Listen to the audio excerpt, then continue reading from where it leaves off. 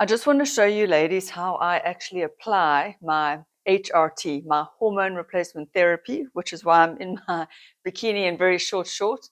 Usually I do this straight after a shower. I dry my skin properly so it's clean and dry skin.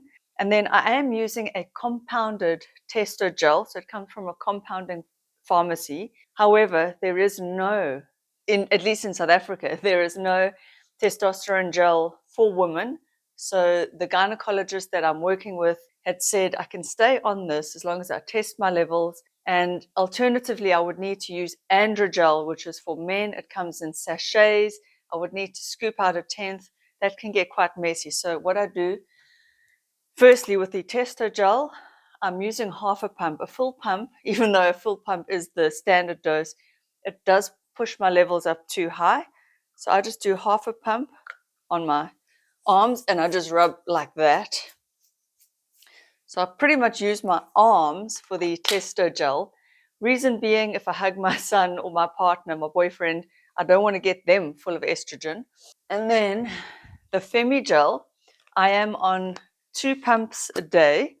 So what I do is I just do 1 pump on each thigh or maybe 1 pump on my back and then another pump on my inner thigh. I try and vary the skin that I use, but of course you only have so much skin and I'm a small person, so I don't have big areas of my body to rub into, but a pump, it's a fair amount of gel. Let me show you there. So that's 1 pump. And then obviously I use big area of my skin and I rub, but I don't, like I used to in the beginning, I was rubbing until it was fully dry. I just rub so that it's a thin layer. And then sometimes I even go back of my knees. I've heard you can do that. And then I leave it to dry. So it's still tacky right now. I use the same hand so that I'm not wasting on my palms, because you've got to wash your hands afterwards. So you're not transferring estrogen all over your house. Second pump. And again on the other leg. And then I rub. And often I'll use my lower back as well, just for extra skin, because you do want to. I can use my stomach too.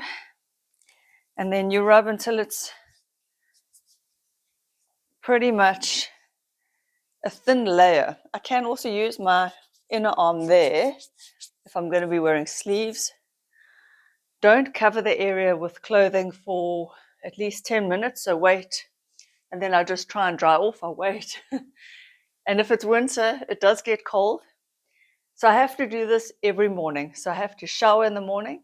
I shower, and then I do this. Unless I showered like at night, the night before, and I didn't use any body lotion, then I'm assuming that my skin is not covered with a layer of greasy lotion, because you don't want anything blocking the absorption of your gel. And then sometimes I do just do an extra rub to make sure that it is absorbing, it's getting dry. And then I will go and wash my hands. So that is literally how I apply my HRT, my 2 gels. And then in the evening, I just take my 1 capsule of Progesterone, which is a bioidentical and pharmaceutical form of progesterone. I take that at night because it does make one feel drowsy, sleepy. It really helps me sleep so beautifully. Not that it's like a sleeping tablet. It's not. It doesn't knock you out. You still function. But especially in the beginning, I found I would take it and half an hour later, I would feel pretty drowsy. So it does have that kind of calming, relaxing effect.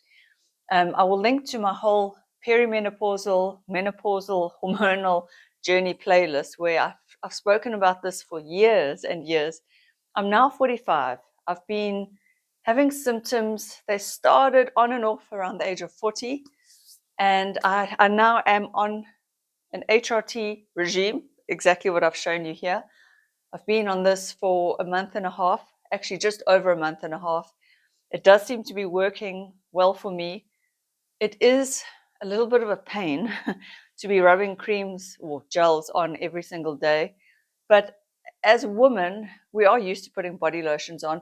That is the one negative, is that I can't put body lotion on these areas that I've just rubbed my Femi gel into. I can maybe do body lotion at night, but not in the morning. So yeah, that is a bit of a con. And the con is that you've got to do this every day. It's not as easy as swallowing a tablet, unfortunately.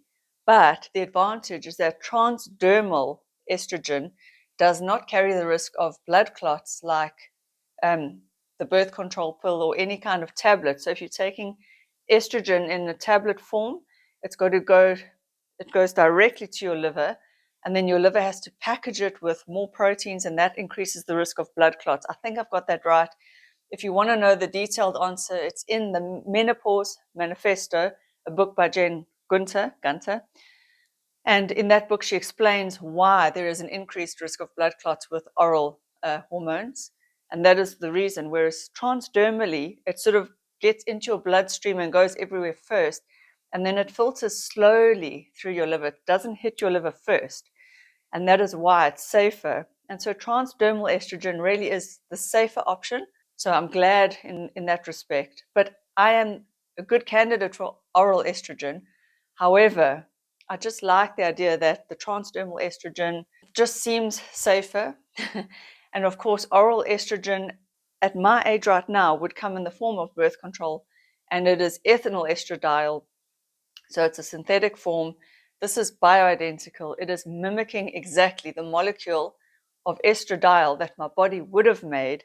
And I like that idea, and it shows up in my blood tests. I can test my levels. I can see where I'm at.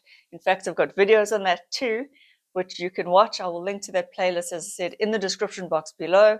I have watched thousands of hours on menopause and perimenopause right here on YouTube, all videos by doctors, and I've read over 10 books on the subject. So if you do need information on perimenopause and menopause, I have many videos. I hope this demonstration helps, so you know what you're going to get into if you are looking at transdermal estrogen gel. Mine is called FemiGel. So how long should you wait until you get dressed? Well, as I said, I wait about 10 minutes, but what I really wait for, it's not the length of time, but it's whether it's dry to the touch. So as soon as my skin feels dry, like that gel is completely absorbed, that's when I put my clothes on. Now, the doctor said to me I should wait about an hour before I exercise and sweat. I pretty much do that by default because I get dressed and I go drop my son off at school, and then I go to gym or I go for a run. But whether it's an hour, even half an hour, I think within half an hour your body has absorbed what it's going to absorb.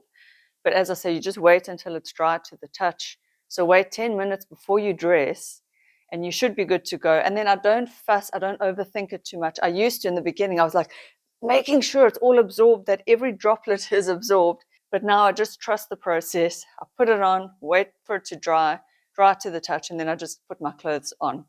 Now, of course, there may be a risk of having estrogen on your clothes, and if other people are touching your clothes, do they get estrogen? I don't know. I don't know how much can get transferred to other people and pets, but what I do is just wash my hands afterwards so that there's nothing on my hands, and I hope for the best. I hope that it's not transferring to people. That is, I guess, a small risk of the transdermal estrogen, but I think you are the one who's absorbed 99.9% of it, and anything over and above that is probably so minimal. I wouldn't worry too much, but it is something to just think about and just be mindful of. So let it dry on you. Don't touch anyone. Wash your hands and then get dressed, and you should be good to go. And there you go. Hope that helps. I will see you ladies in the next video. Bye.